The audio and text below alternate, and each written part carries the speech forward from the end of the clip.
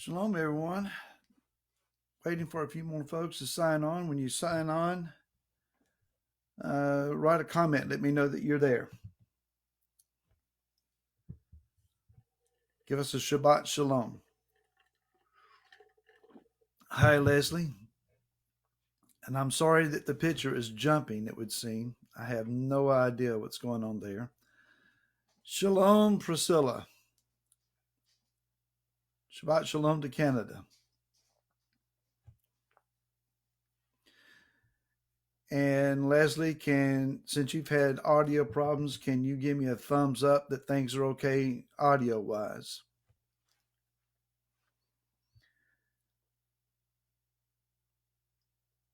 It's clear. Hallelujah. Shabbat Shalom, y'all.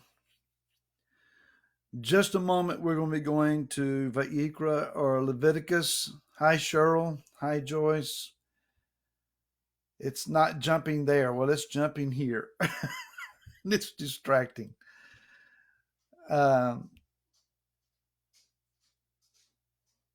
It's good there. Thanks, Mike. On my side, the video keeps jumping around. So maybe it's the anointing in the office here. So we'll just take it at that and keep going. Let's go to the book of Leviticus, chapter number 14. And today I'm going to read a little on a lengthy side. Let's go from verse 34 to verse 45.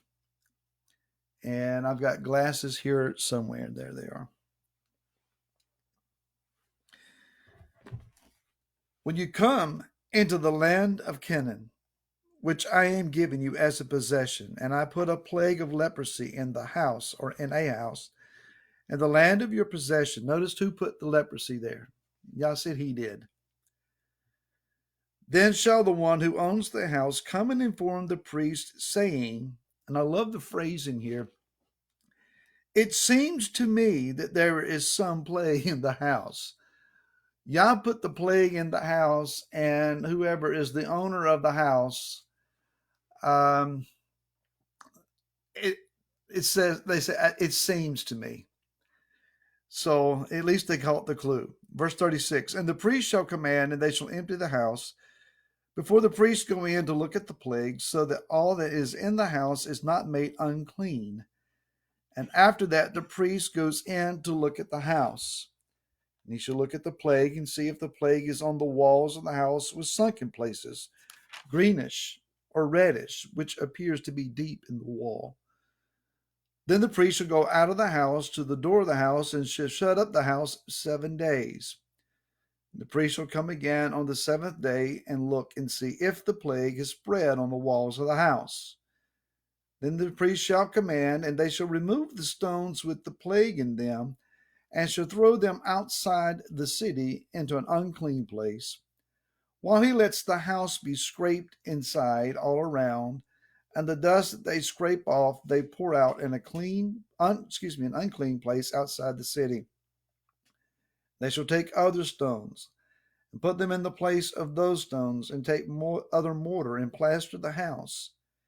And if the plague comes back and breaks out in the house after he has removed the stones, after he has scraped the house, and after it is plastered, then the priest shall come and look and see if the plague is spread in the house.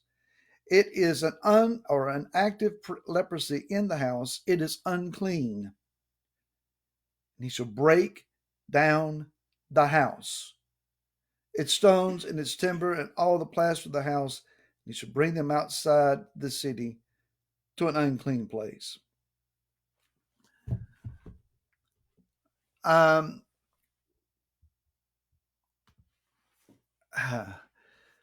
This is a tragic circumstance.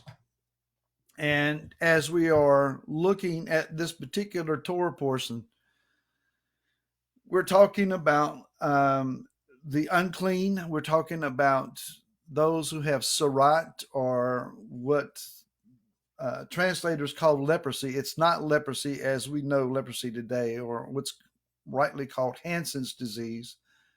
That showed up much, much later under Alexander the Great's army in the Middle East. But this uncleanness of the flesh. And then we also have a section on bodily discharges. And the only thing I know how to say about any of that is ooh. You know, does the Bible have to talk about bodily discharges? Well, yeah, I guess it does. Primarily because people are just nasty. There's no other way to say it. But what about the house? We're not talking about people here, we're talking about a house. So this set me on a particular train of thought for this week about the restoration of the house. Since the garden, mankind has struggled to understand his relationship with Yahweh Elohim.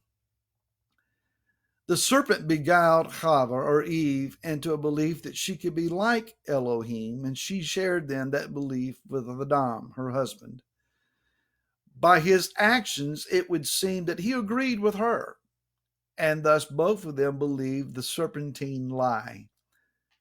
For their transgression of Yah's reality and their relationship boundaries with him, they were escorted out of the garden, exiling all mankind with them until the future coming of the eighth day, the Olam Haba.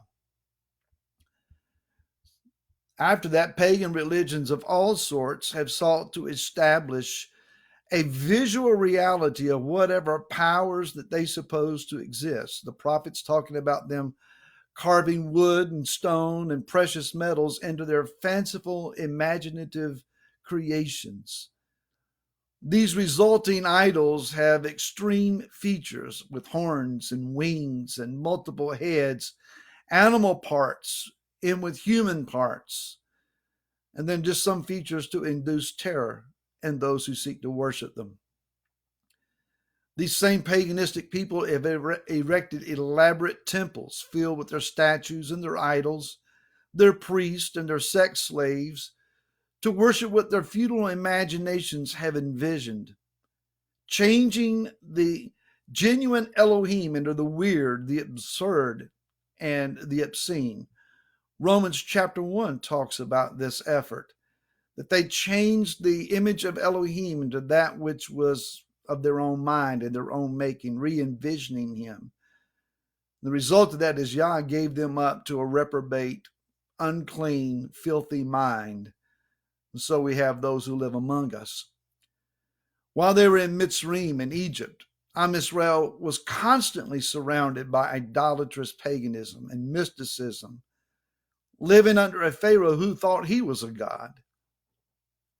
Their exposure to such dark illusions and doctrines had tainted their thinking when it came to considering who Yahweh really is. They desired to frame him with an understanding of images or likenesses that were familiar to them. Their efforts culminated in the wilderness disaster of creating the gold calf. Finally, when they created this calf, in their estimation, after seeing Yah's power displayed in Mitzrayim and in the wilderness, and even hearing his voice from the mountain, they had a visual image, a physical revelation, they thought, of who Yahweh really is. So they danced around what they determined to be him, becoming lewd and vulgar in their frenzy, shaming themselves in the eyes of the nations who were looking on and watching them. I think it's safe to say that Yah was not impressed with their representation nor with their mixture. Attaching his set apartness to a cow, to a heifer. From Shemot, or Exodus 32, verse 7 through 10, this is what we read. Yah said to Moshe, your people whom you brought out of the land of Mitzrayim have corrupted themselves. They've turned aside quickly out of the way which I commanded them. They have made themselves a molded calf and bound themselves to it and said, this is your mighty one, O Israel, who brought you out of the land of Mitzrayim. And Yahweh said to Moshe, I have seen this people, and see, it is a stiff-necked people.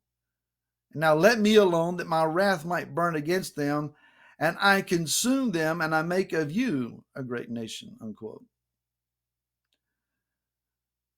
Thankfully, Yah showed mercy after that incident, but the Shekinah was gone, and the people were left feeling abandoned in the middle of the wilderness.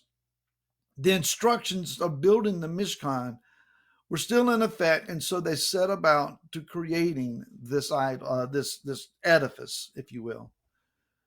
So at the time of our reading, we have a completed Mishkan, a temple, a physical structure, a visual revelation, a real life functioning model of what exists in the heavenly realm. We have now men in elaborate set apart clothes attending an altar of sacrifice with gold and silver and beautiful vibrant colors. We are looking at pageantry and protocols. We see fire and smoke, and we hear a high priest canting favor and blessing to us. What we don't see is an image, a physical being that appears to us. There's no idol, no image, no multiple head, no human and animal parts mixed together. But we do have symbols and hints and the atmosphere of righteousness and our acceptance before Him with joy. And we have the return of the Shekinah of Yah upon us. So we have every understanding that this Mishkan functions and works. So at the last week's Torah portion, Parashat Shemini, we read in chapter 10 about the tragic death of Nadav and Abihu. They saw the functioning of this Mishkan. They saw the glory of Elohim return, but they did what was not commanded of them, and Yah says that's a transgression of my presence, and they died. This is followed then as from the end of last week in through all that we have this week, multiple chapters telling us what's clean and what's unclean.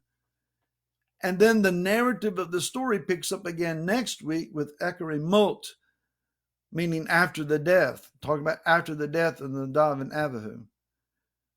So we have the transgression, then we have a return to the narrative about their transgression and resulting death. But in the middle is where we are right now, and we're dealing with unclean people, unclean situations, unclean animals, talking about how the unclean can be made clean. We're talking about bodily fluids, and we're talking about an unclean house and what has to be done to it. Why this interim about what is unclean? Why this strange sequence of the Torah? In Shemini, we have the process of inauguration of the Kohanim, the high priest, and his sons. The accompanying display of the Shekinah returning after the gold calf fiasco is finally redeemed, and they are restored. Nadav and Abihu transgressed the revelation of Yah's presence with self-determined worship, doing what was not commanded. And then we see that we are called to be set apart. You and I are called to be a clean people so that we properly convey Yah's reality to those who would see and those that would ask and those that would desire. All of this is designed to let us understand Yah's presence requires precise and consistent obedience in order for Him to be precisely, correctly revealed in us. The reality is, mankind wants a cathedral with a lot of glitz and wow, look at that. But Yah has chosen to display His grandeur and His splendor to the world, not through a building, but through you and me. The reality is, you and I are the temple of Elohim. You remember the old saying, some of you are the only Bible some people will ever read, or you're the only witness that some people will hear. The the only word of God that somebody will listen to. Well, that's a reality. And the reality is, whether we feel that we're up to the task or not, you and I, we are the temple of Elohim. No pressure, but we're his temple. Now, immediately will come to our minds every reason why that will not result in a success. But let me tell you this. Number one, we are the temple of Elohim, and part of that is failure is a part of the process of construction. Yah knows and has known our weaknesses, our insecurities, our inabilities, our flaws and failures before he ever called us. He knew that you and I would struggle, would fall down and struggle to get up. We would have all of this stuff to deal with.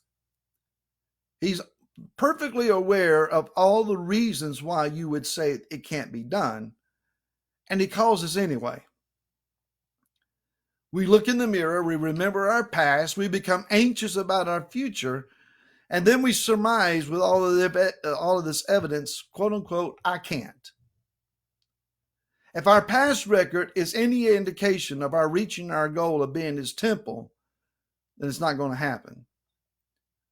I've been a Sunday school teacher, an evangelist, a pastor, an elder, a board member. I've served in all of these capacities. And there are times that I've done well. There's a lot of times I didn't do so good. There's a lot of Monday mornings when I was a pastor that it was so bad the previous Sunday, in my estimation, that I was ready just to mail in my ordination and say I quit.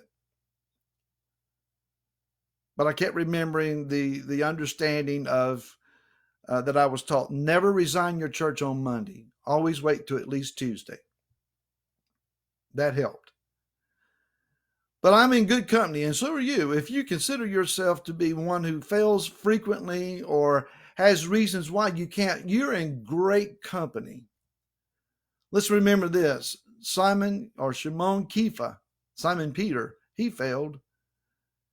He looked boldly into the very face of Messiah Yeshua in Matthew 26 and verse 33. And he said this, even if all stumble in you, I shall never stumble. That's bold. Even if everybody else fails, I won't. I'm your man. Then in verse 35, he said, even if I have to die with you, I shall not deny you. And his bold words inspired all of the other taught ones who said the same too. So there's a group of men that are looking at Messiah and saying, we're with you. We're going to go out in a blaze of glory with you, guns blazing. We're going to make this happen. If they kill you, they'll have to kill us too. Well, we all know the story. That didn't happen. Moshe failed. Even Moshe failed. In Numbers or Midbar 20, verse 10 and 11, Moshe boldly stands up with his rod in his hand, angrily looking at the mob, he surmises, of Israel, and he says, hear now, you rebels. Shall we bring water for you out of this rock? And then Moshe lifted his hand. Didn't just lift the rod of Elohim. He lifted his hand and struck the rock twice with his rod. Water came out, but after that Moshe was denied entrance into the land of inheritance, specifically because he acted in anger and lifted his own hand instead of obeying the word of Elohim. Small transgression, minute transgression according to what was commanded to him, but it was enough, and Yah said, you're not going in. David failed. In 2 Samuel chapter number 11, he was out of place, out of season, out of sync. It was a time when kings go to war. He sent Joab and the armies out, and he himself stayed and remained in Jerusalem. If he had been out on the battlefield, he would have never been in the position to see Bathsheba bathing and began to lust for her. He would never have had the incident to unfold the way that it did if he had just been where he was supposed to be, doing what he was supposed to be doing. Of course, you and I are never guilty of that. We're never distracted. We're never out of place or out of sync. David was. 2 Samuel chapter 12 and verse 7, Nathan the prophet comes in to him and tells him the story of a man that was greedy and overbearing, and who took another man's sheep, slaughtered it for himself. When David angrily replied with judgment to such a one, Nathan looked at him and said, "You are the man." David responded, "I've sinned. Before Yahweh, I have sinned." Let me let you in on a secret, and you all really know this. And that is that great men and great women have always tasted failure. No one has ever succeeded without falling down the steps. No one has ever accomplished anything significant or strategic without tasting failure. The key is, after you've tasted failure, is to take what is broken to Yah and allow him to build what it is that he wants to build. Let me offer a personal story to the chagrin of my wife. I feel this fits. We were young rookie pastors trying to figure out how to do this job in a little paper mill town called Covington, about 20 minutes from the border of West Virginia. And we were struggling. We had less than 20 people. I had a wife and 2 daughters and bills to pay. And I was preaching my heart out, but nothing was really happening. So I began to pray, saw some people was beginning to come in, and I got real happy about the fact that we were increasing. We reached 30, and the Sunday school superintendent started crying at seeing that many people in church again. We reached 40, and we were pushing for 50, and I was feeling pretty good about the progress that we were making. While praying in the sanctuary one day, I heard the master say to me, "Son, you have built you a church, and now I'm going to test it and see how it's made." That process was a painful process. So when the Father started testing what I had built, we had a good sized number, and a third left. All in one fell swoop, they were gone. I was brokenhearted.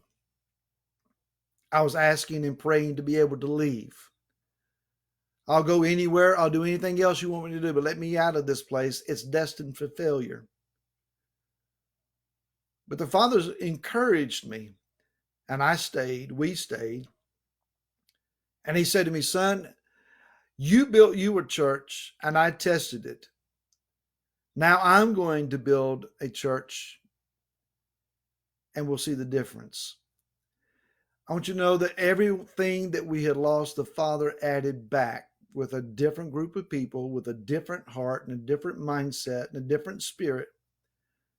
And the congregation stood, and it grew strong. The Father says, "Now I'm going to test what I have built." And there were those that got weeded out. And I thought, well, Father, if you built it, how is it that there are people that are leaving? Let me let you in on this, another secret. There are times that Yah builds what he is building and does what he is doing, and there are people who come only for the excitement of it. They're not there to build with you. They're not there to grow with you. They're there to see what they can see. So when those who are there to see what they can see and go along for the joy of the moment, and that's all that they're really there for, sometimes they get weeded out too. They're given opportunity to have a different heart. The mixed multitude went out into the wilderness with Israel. All of them died in the wilderness with Israel.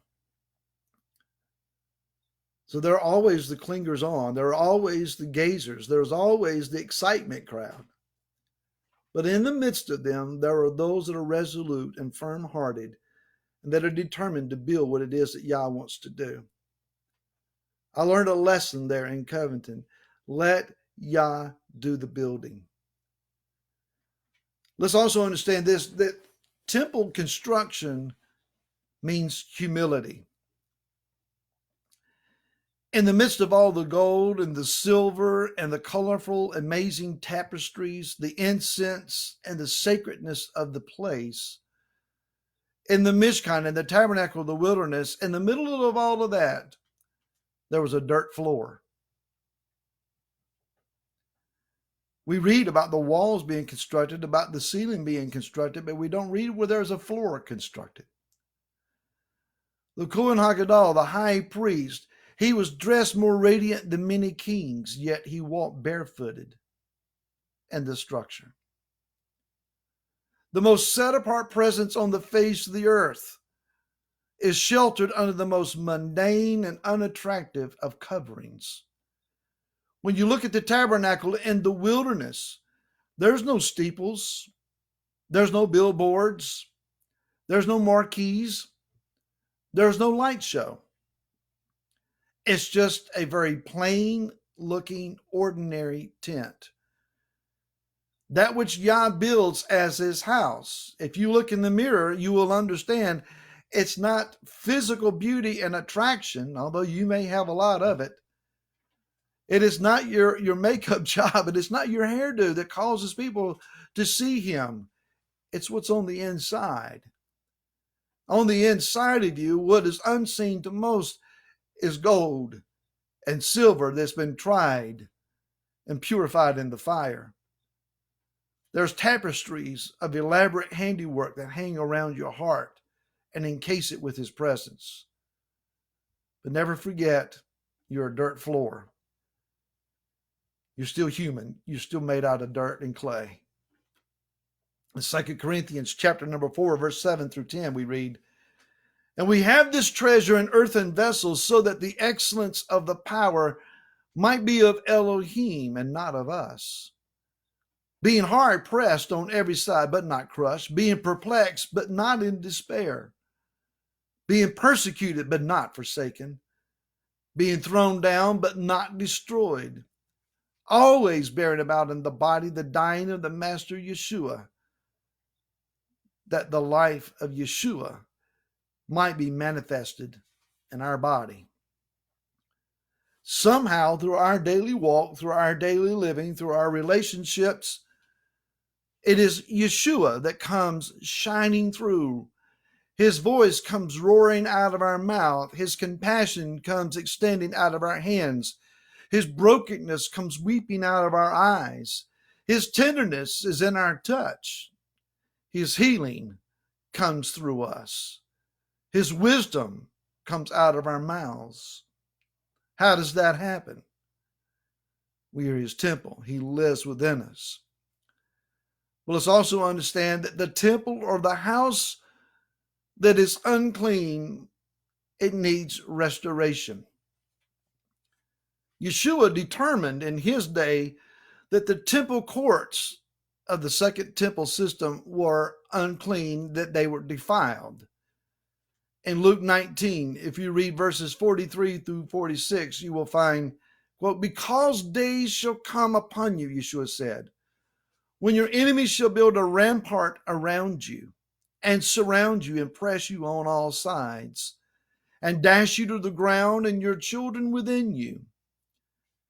And they shall not leave you or in you one stone upon the other, because you did not know the time of your visitation." Yeshua is prophesying destruction, not only of that temple, but of the people, because they failed to understand the time of their visitation. Let's not forget or miss the part that we are now in a time of visitation. We don't understand the visitation that we have right now. Listen, I'm as frustrated and to be honest, as angry as anybody against lockdown and restrictions of rights and so on. But I also keep reminding myself, as angry as you are and as righteously indignant as you are about all the political things that are going on and the lies that you feel that are being perpetrated in order to facilitate this stuff, Yah's got a different agenda, and you've got to get your mind away from what's being put on Facebook and start listening for what he's trying to do. Let's not miss the time of our visitation. Let's continue in this section of scripture. And having entered into the set apart place, he began to drive out those selling and buying in it, saying to them, "It has been written, my house is a house of prayer, but you have made it a den of robbers." Think about that. Let's understand this. This temple that is in here, is it a house of prayer, or is it a place where we have robbed its set apartness for our own benefit? Are we utilizing the temple of the Most High, the abode of the Ruach HaKodesh, the Holy Spirit, for our own desires and purposes and perceived benefits, or is it a place of intercession for all nations? I'm going to move on. In Matthew 24, verse 1 and 2, Yeshua said, and going out, Yeshua went away from the set apart place, and his taught ones came near to him to point out to him the buildings of the set apart place. And Yeshua said to them, "Do you not see all these? Truly I say to you, not one stone shall be left here upon another at all, which shall not be thrown down." Now, what is that saying? According to the Torah, there was leprosy in that house. And the priest, the high priest, Yeshua, had come into that house and examined the walls and determined that the leprosy had so spread in the house that there was nothing else to do but to tear the house down completely. That temple failed his priestly inspection. That's not the only house that's been torn down. The house of Israel, the 10 northern tribes, has also been inspected. And they also have failed the inspection. Not just they, but we have been torn down. In Ezekiel 37, verse 1 and 2, the hand of Yahweh was upon me and took me out in the spirit of Yahweh and set me down in the midst of the valley, and it was filled with bones. And he made me to pass among them all around, and see, there were very many on the surface of the valley, and see, they were very dry. The house of Israel stood at one time a grand house filled with millions of people. It started off with an army of about 1 million men. They prided themselves. They built structures. They worshiped Elohim as they did in the wilderness around calf idols, oblivious to their mixture and to their rejection. They held themselves up as a grand example of what a people could become, not realizing that Yah had rejected them because of leprosy of mixture that was in their house.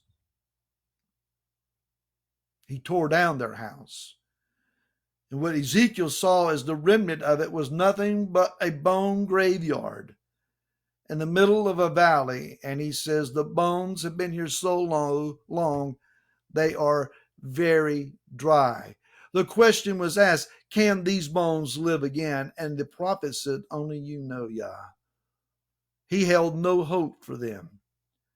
It would take a mighty move of prophecy and the wind of the Ruach HaKodesh blowing upon them to cause this army to stand up and to live again.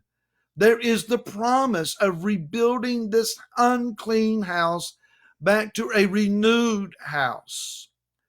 The house couldn't be saved. It was broken down as the Torah requires. Now the only thing that can be done is that a new one can be built in its place.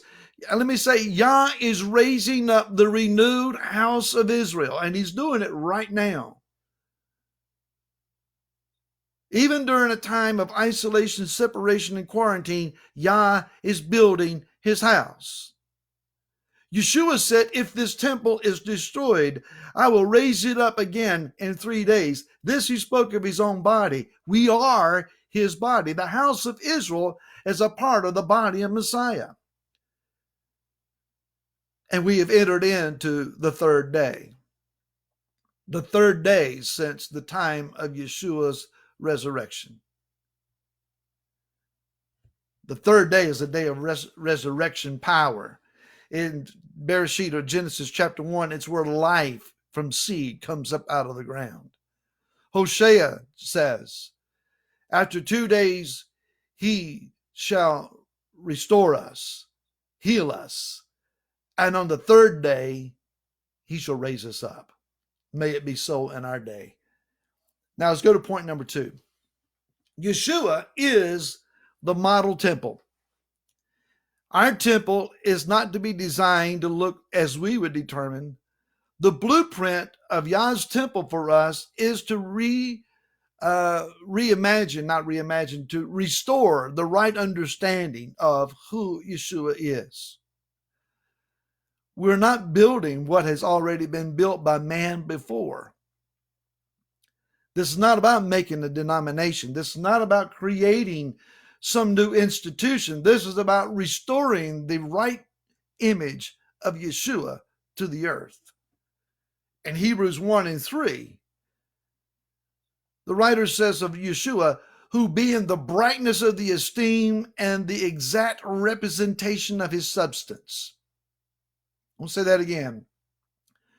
Yeshua is the brightness of the esteem and the exact representation of his, or the Father's substance. Whatever and whoever Yeshua or Yahweh is, Yeshua represents that. And Yochanan, John chapter 14 and verse 9, Yeshua said, he who has seen me has seen the Father. Look at me and you will see the Father. In verse 10, he said, the words that I speak to you, I do not speak from myself, but the Father who stays in me does his works. In Yochanan 10 and 30, Yeshua just said it very, very plainly. He said, I and the Father are one. We are HOD.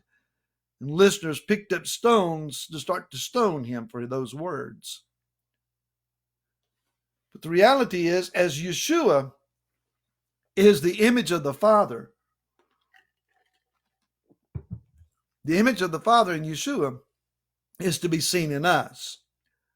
That's no small order. That's no small challenge. And again, I ask, are we up to the task?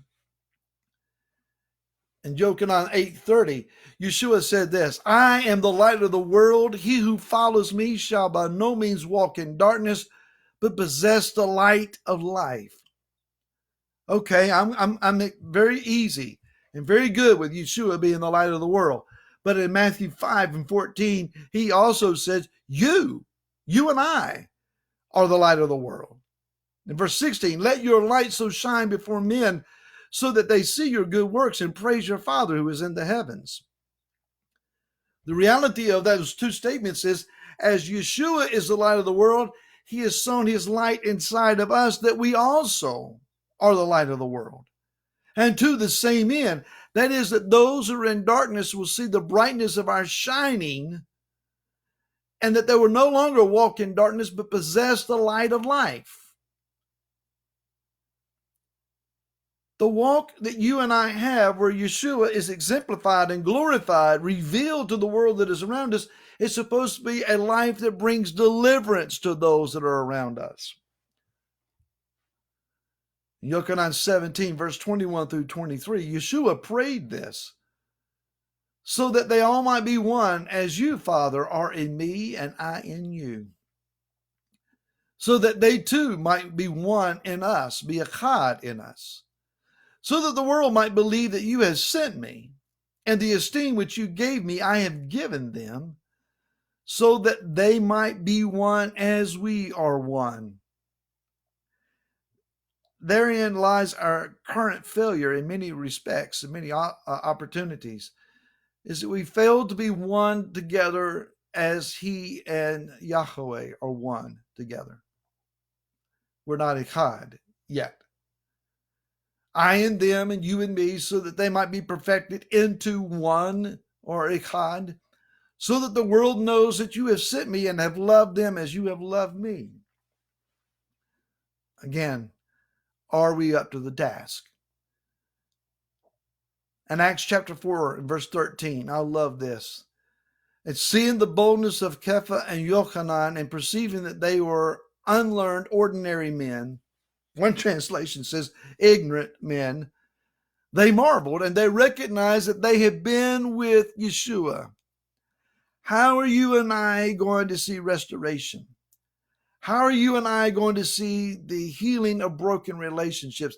How is it that you and I are going to see this work of becoming the one body of Messiah, the one man in Messiah, the two houses coming to be one? How are we going to do that?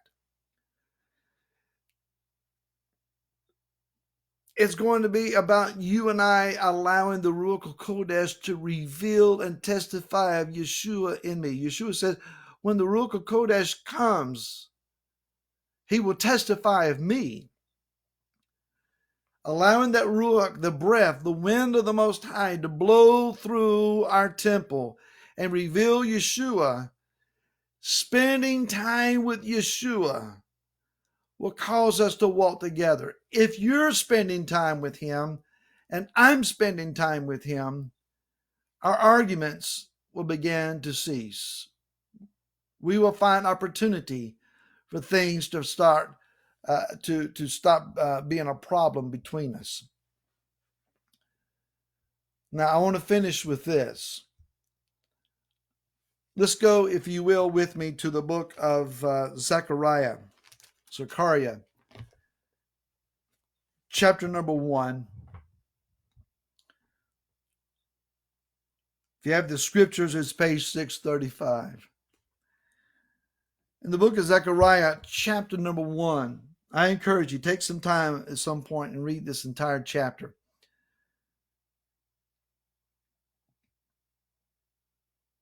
Let's go to verse 14 and read through verse 18.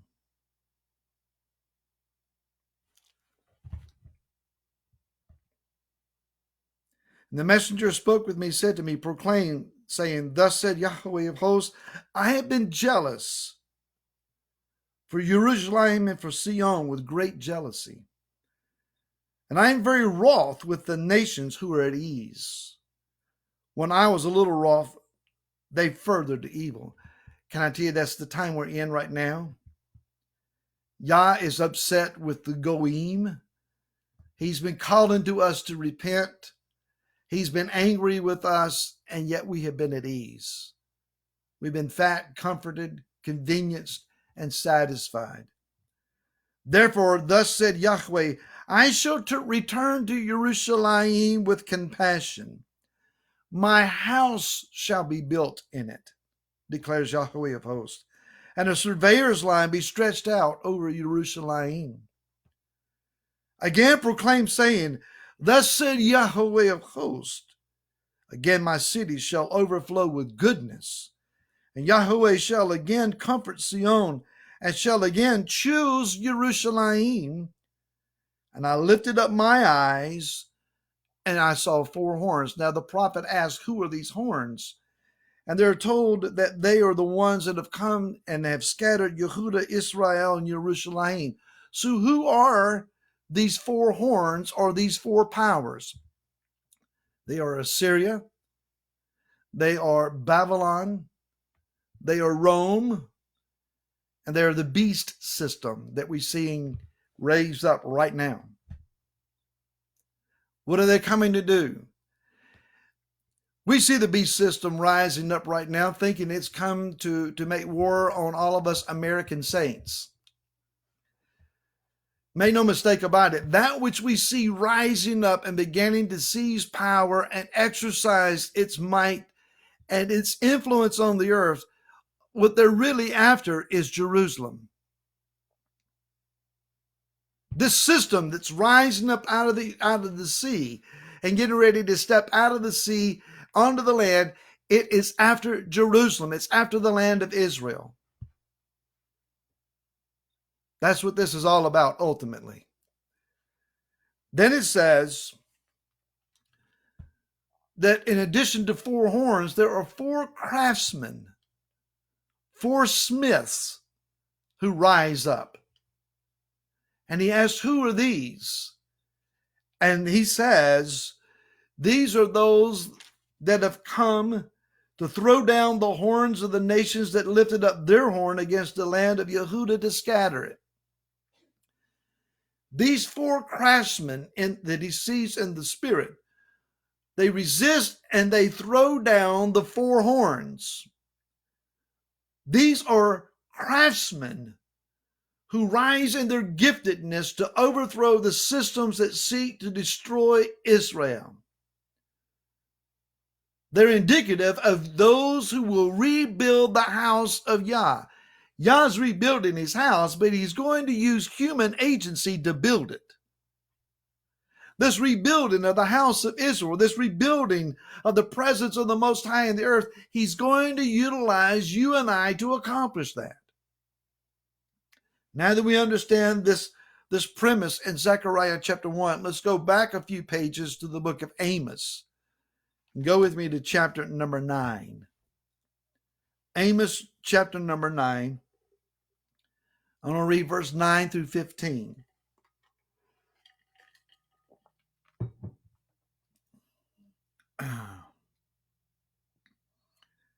For look, I am commanding, and I shall sift the house of Israel among all the nations, as one sifts with a sieve, yet not a grain falls to the ground.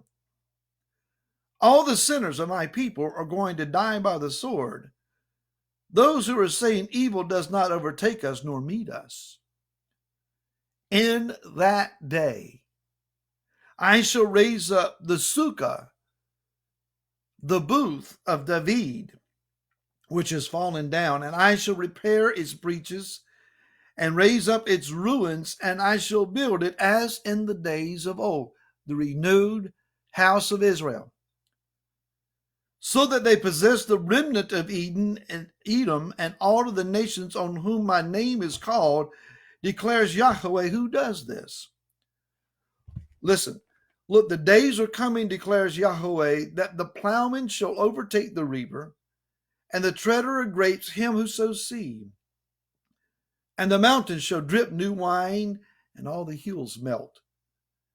And I shall turn back the captivity of my people Israel, and they shall build the waste cities and inhabit them. They shall plant vineyards and drink wine from them, and make gardens and eat their fruit. And I shall plant them on their own soil, and not uproot them any more from their own soil I have given them, said Yahweh, your Elohim. I want to break this down because I believe it contains a message for you and I in regards to rebuilding the house that the plague required to be destroyed. The rebuilding of the sukkah, the booth of David, is a symbol of the regathering of Israel from all the nations where we have been scattered. This is said in verse 13 to take place in a time when the plowman will overtake the reaper. Now, what does that mean? Most commentary says, well, before you can reap one crop, the plowman is already on your heels. Well, that may be so, but there's more to it than that. The interesting thing I find here is that the word for plowman is harash. Harash just so happens to be the same root word as craftsman in Zechariah chapter number 1. Understand that. Those craftsmen in Zechariah chapter number 1 and verse 20, who come to destroy the powers and horns who seek to scatter Yehudah, they're also a plowman. The word means to scratch or engrave, or as a plowman would do, to take a plow and furrow in the ground, scratching or engraving in the ground. But it also means to craft skillfully. So these craftsmen are plowmen who furrow the ground or who are able to build up out of the ground with their craft and build something skillfully. The word for reaper here is katsar. The root word here is for shortness or vexation. It's the same word that we read about in Exodus or Shemot 6 and 9, which says that the reason that Israel did not listen to Moshe was that they had, quote, shortness of breath. The word breath there is ruach, spirit. They were short on the ruach HaKodesh. It's the same word.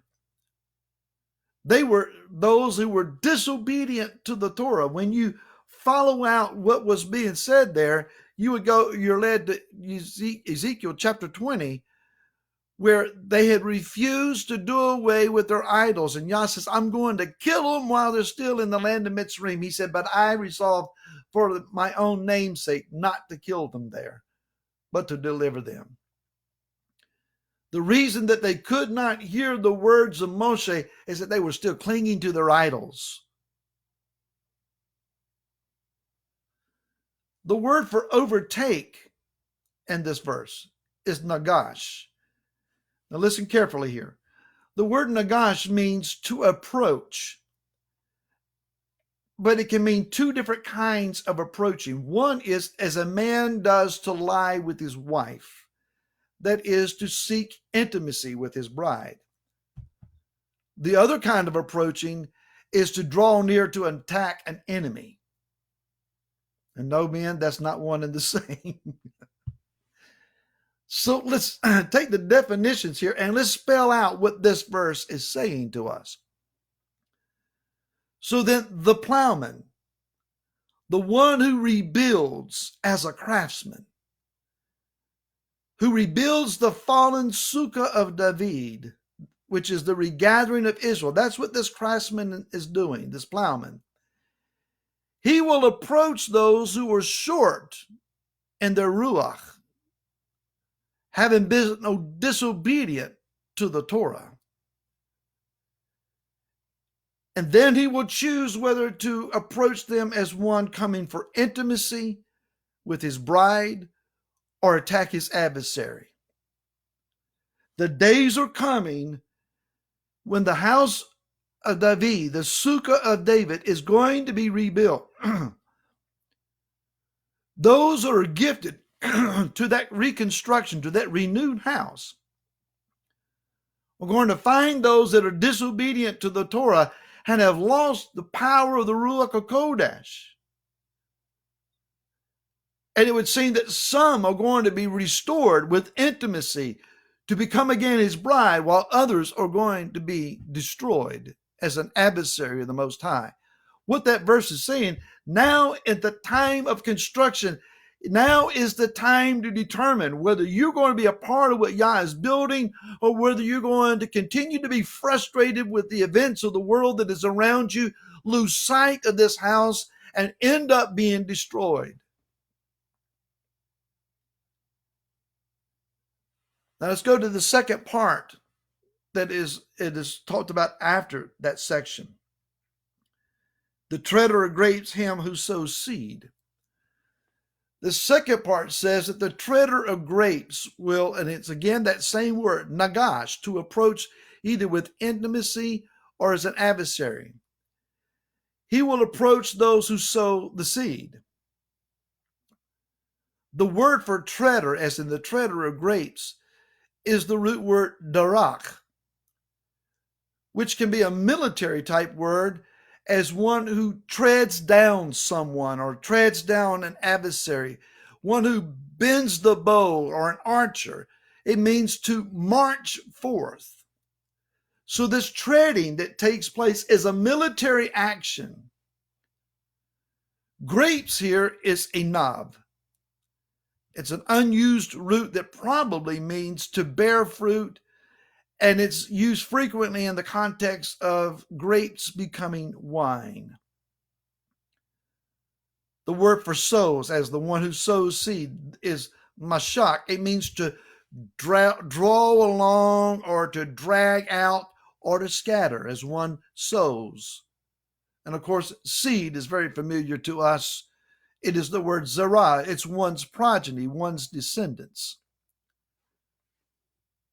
With that information, let's review a little bit further then. Let's repeat what we already know. The plowman, the same one who rebuilds as a craftsman the fallen sukkah of David, regathering Israel, will approach those who are short on ruach, having been disobedient to the Torah. He can approach as is in intimacy with his bride or attack as an adversary. The same one will also militarily approach those who seek to drag out or scatter the seed of the covenant people. It's not about sowing the seed of the word here, but it's about trying to scatter Israel. That's the context that Amos was writing about.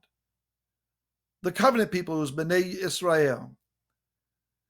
The end result will be that the mountain, Mount Sion, will drip or prophesy new wine, which is a fresh outpouring of the Ruach HaKodesh on those who are short of breath. And then the hills, that is the high places of idol worship, will melt away. Did you catch that? This plowman is going to overtake the reaper. It's going to overtake those who are not sure where they stand, whether they're going to go into the bride of Messiah and stand, or whether they're going to remain just frustrated over all that is around them. There's an opportunity of refreshing available. But we need to be prepared for that. Listen, Mount Sion is going to flow with fresh new anointing, a renewing of the power of the Most High. It's going to flow to those that are tired and worn out right now. In Revelation 13, it says that the beast will make war on the saints and wear them out. But it would seem that those same worn out ones are going to receive a fresh infilling of the Ruach HaKodesh. There may be a renewing coming, a third great awakening, but it will not resemble that which has preceded it. This is not about filling denominational houses of worship with new heads to count. This is about raising up an army of believers who will do great exploits in the name of Yeshua the Messiah and frustrate the system of the anti-Messiah and end up causing him to be thrown into a fiery lake. My friend, that Yah has a people that he's ready to raise up. If you're tired and you're worn out and you're mad and you're confused and you're frustrated, don't be discouraged now. Yah's got house builders on the scene. He's got construction laborers with tools in their hands that know how to frustrate the powers of darkness and will build the house of Yah in spite of what has come to destroy it. Hold on for the fresh anointing to flow from Mount Sion. Mount Sion is synonymous with the giving of the Torah. Isaiah 2 says that the Torah will come forth from that mountain. And in doing so, the high places of man's worship and their idols, they're all going to fall to the ground. The end result of all of this, Amos says that Israel will be regathered and we will be restored to our inheritance and we will not be removed from our inheritance ever again. Let me leave you with this thought. Again, while mankind wants a cathedral with glitz and wow, look at that, Yah has determined to display his grandeur and his splendor to the world through you and me. Are you up to the task? Are you willing to be the house of restoration?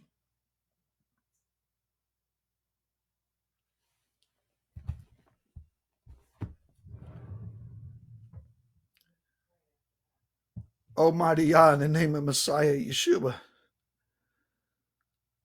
I stand before you today guilty. Leprosy is spread in this temple.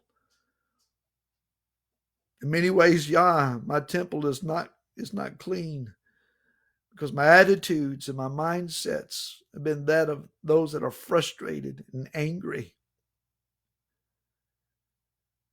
I too easily see all that is going on. But it's going on in the earth, and it's not that which is going on in the realm of the Ruach. I'm so busy looking at what man is doing, and I'm not taking time to see what you're doing. Oh, Yah, help me. Lest the entire temple have to be torn down. Father, let's examine the stones that are corrupted and defiled and get them removed and replace them with new living stones. Scrape the walls of our temples, O Yah, and remove the dust of defilement from us. Restore our house. Rebuild the fallen house, rebuild the fallen booth and sukkah of David, and do it in our day, O Yah. Let the craftsmen stand up, and may we be counted among them, and put to flight and destroy those who have come to scatter Israel. This is not about our American Constitution and Bill of Rights, Yah. That's subterfuge. Father, that's an idea of the enemy to distract us from what's really going on. What we really should be concerned about is the house of Yehuda that is seeking to be destroyed and scattered. It's the land of Israel, Yah. May your craftsmen rise up. May he rise up within the body of Messiah. May they rebuild our house and restore us. May we be up to the task, Father, to be a part of the construction crew. Let it be accomplished in our day. Your kingdom come, your will be done on earth, O Yah, as it is done in heaven. In the mighty name of Yeshua.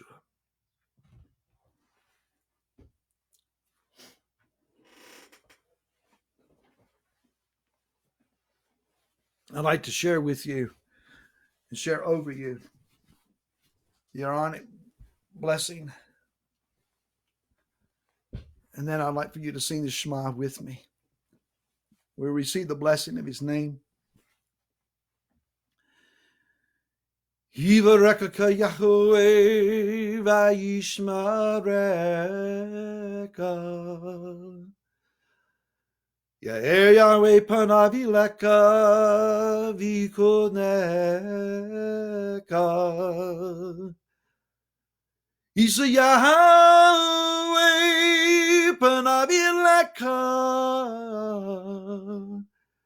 v'yasim lecha shalom.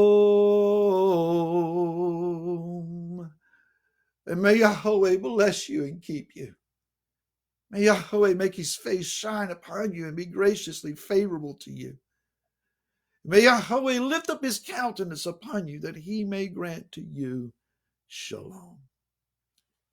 Amen. Will you sing with me?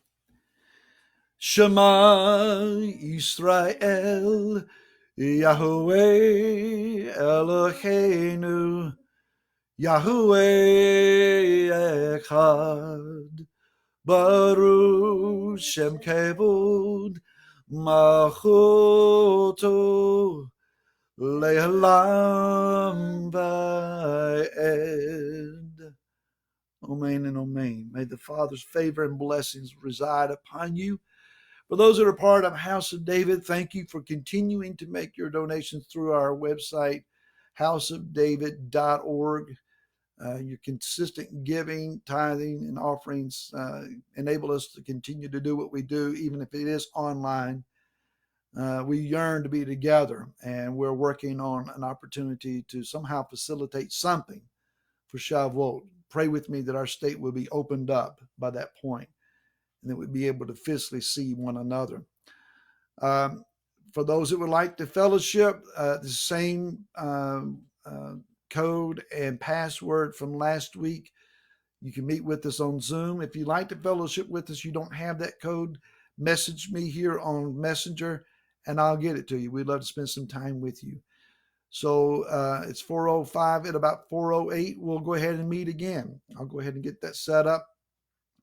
Again, if you need the code, just message me and I'll be glad to send it to you. Look forward to seeing you all and sharing some time with you. Until next week, shalom.